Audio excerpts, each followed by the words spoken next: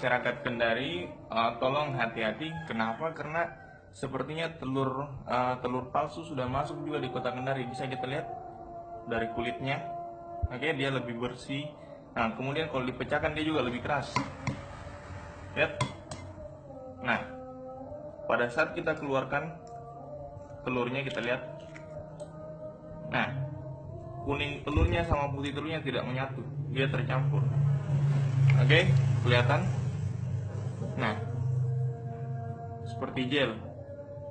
Oke, nah kemudian kalau kuning telurnya kita tekan-tekan, oke, dia tidak pecah, dia tidak mudah pecah, dia lari-lari.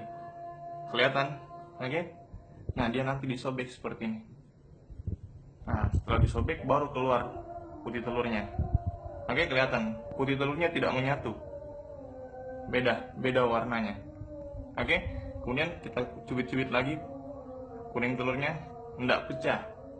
Oke, tidak pecah, tidak pecah. Oke, nah nanti sudah keluar dari gel-gel ini, ketika dicubit baru dia pecah.